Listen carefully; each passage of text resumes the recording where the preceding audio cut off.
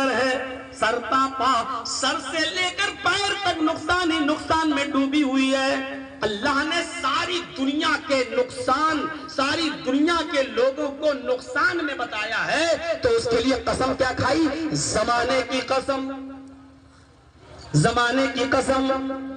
زمانے کی قسم اس لیے کھائی کیونکہ زمانہ گزرتا جاتا ہے، اور انسان ایک دن، دو دن، ایک ہفتہ، دو ہفتہ، ایک مہینہ، دو مہینہ، ایک سال، دو سال، جیسے جیسے گزارتا جاتا ہے ویسے ویسے اس کی زندگی بھی کم ہوتی چلی جاتی ہے۔ جرجیت صاحب 2 سال کے بعد آپ کے علاقے میں قدم رکھ رہے ہیں، مطلب بہار میں، ایک مثال دے رہا ہوں میں۔ پچھلا سال تو جیل کا شکار ہو گیا، اکتوبر نومبر نہیں آ سکا۔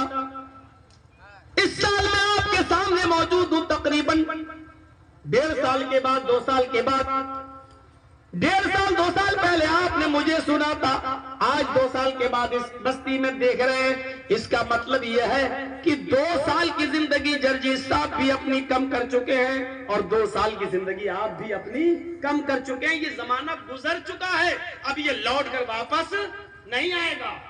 توحید صاحب کے گھر میں 2 سال پہلے گیا تھا، آج توحید صاحب سے ملاقات ہو رہی ہے۔ اس کا مطلب یہ ہے کہ جرجیت صاحب بھی اپنی زندگی کے 2 سال کم کر چکے ہیں، اور توحید صاحب بھی اپنی زندگی کے 2 سال کم کر چکے ہیں۔ اس کا مطلب یہ ہے کہ جرجیت صاحب 2 سال اپنی قبر کے قریب ہو گئے ہیں، توحید صاحب بھی 2 سال اپنے قبر کے قریب ہو گئے ہیں۔ ہم اور آپ قبر کے قریب ہوتے جا رہے ہیں، اور 2 چیزوں میں سے کسی ایک چیز کے قریب ہو رہے ہیں، اپنی جنت کے یا جہنم کے۔ 2 ہی چیزیں ہیں، تیسری چیز نہیں ہے۔ یا تو ہم جنت میں جائیں گے یا جہنم میں۔ اللہ نہ کرے ہم میں سے کوئی جہنم میں جائے۔ اگر جہنم میں گیا تو اس سے بڑا نقصان کیا ہو سکتا ہے، اس سے بڑا خسارہ۔ اللہ کہہ رہا ہے کہ ساری انسانیت نقصان میں، جیسے جیسے وہ زندگی گزارتا جا رہا ہے گناہ بھی کرتا جا رہا ہے۔ اس لیے ساری کی ساری دنیا کی انسانیت نقصان میں ہے، کیونکہ عمر گزارتا جا رہا ہے، گناہ کرتا جا رہا ہے، اور اپنی جہنم کے قریب بھی ہوتا جا رہا ہے، اپنی جہنم کے قریب بھی ہوتا جا رہا ہے۔ اب ہم اور آپ اندازہ لگا سکتے ہیں، اندازہ لگائیں اور غور کریں کہ ہم اور آپ قبر کے کتنے قریب ہوتے چلے جا رہے ہیں، ہم اور آپ اپنی جنت کے یا جہنم کے کتنے قریب ہوتے چلے جا رہے ہیں۔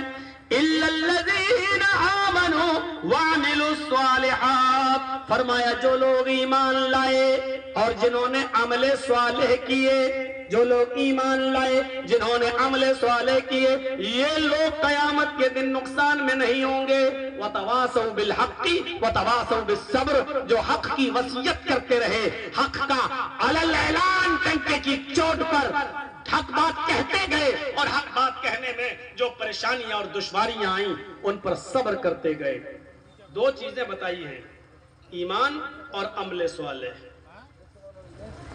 دونوں ضروری ہے۔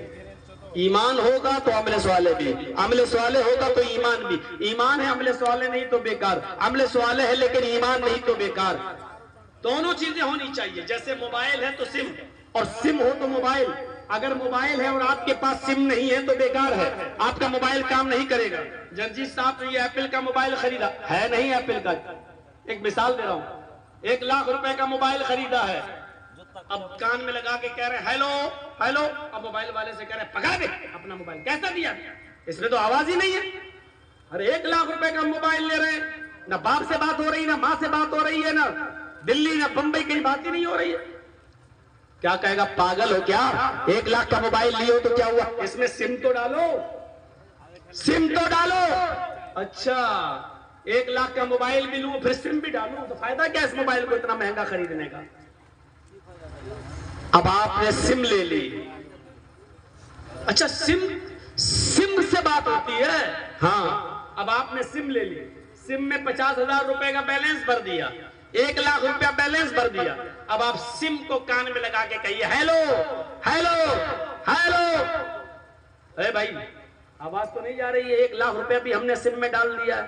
وہ آدمی کیا کہے گا، پاگل ہو کیا، سم میں پیسہ ڈال دینے سے کیا آواز چلی جائے گی، اس سم کو موبائل میں تو ڈالو۔ تو پتہ چلا کہ موبائل کے لیے سم ضروری ہے اور سم کے لیے موبائل ضروری، ایمان کے لیے عمل صالح ضروری اور عمل صالح کے لیے ایمان ضروری۔ آپ چاہے کتنی نماز پڑھیے، اگر اس کے اندر اخلاص نہیں ہے تو نماز بیکار۔ چاہے کتنے روزے رکھیے، اگر روزوں کے اندر اخلاص نہیں تو بیکار۔ کتنے بھی صدقہ اور زکوٰۃ کیجیے، اگر ان کے اندر اخلاص نہیں ہے تو بیکار لیکن اگر اخلاص ہے تو کمیاں بھی اللہ رب العالمین برداشت، اللہ رب العالمین معاف کر دیتا ہے اگر اخلاص ہے تو۔ صحیح بخاری کے اندر ایک واقعہ آیا ہے، ذرا سنیے گا۔ صحیح بخاری کے اندر ایک واقعہ آیا ہے، اس واقعے کو سنیے۔ بنی اسرائیل میں ایک شخص تھا، وہ رات کی تاریکی میں صدقہ لے کر نکلا۔ وہ چاہتا تھا کہ میں داہنے ہاتھ سے دوں، غریب کی مدد کروں اور بائیں ہاتھ کو خبر نہ ہو، اس طریقے سے مدد کروں کہ داہنے ہاتھ سے دوں اور بائیں ہاتھ کو بھی خبر نہ ہو۔ اس نے سوچا کہ میں رات کے تاریکی میں نکلوں گا۔ وہ رات کے اندھیرے میں نکلتا ہے، اپنے مذہب کے مطابق، اپنے طریقے کے مطابق وہ عبادت کرتا ہے اور رات کی تاریکی میں نکلتا ہے کہ دیکھے کہ کوئی ضرورت مند مل جائے۔ اس نے رات کے اندھیرے میں دیکھا کہ ایک آدمی ہے جو کھڑا ہے، یہ اس کے پاس پہنچ گیا اور اس سے کہنے لگا، ارے بھائی یہاں کیسے کھڑے ہو؟ اس نے کہا تمہیں مطلب؟ اس آدمی نے کہا بھائی میں رات میں کسی غریب آدمی کو دیکھ رہا ہوں جو ضرورت مند ہو۔ تو یہ بولا ارے مجھ سے زیادہ ضرورت مند کون ہوگا؟ دیکھ رہے ہو رات میں اپنے گھر سے نکلا ہوں، میرے بیوی بچے بھوکے ہیں۔ اس آدمی نے اپنا صدقے کا مال نکالا اور اس آدمی کو دے دیا، جاؤ لے کے چلے جاؤ۔ پھر گھر پہ آیا، نماز پڑھتا ہے، صبح تک جاگتا ہے، صبح بھی اپنے مذہب کی مطابق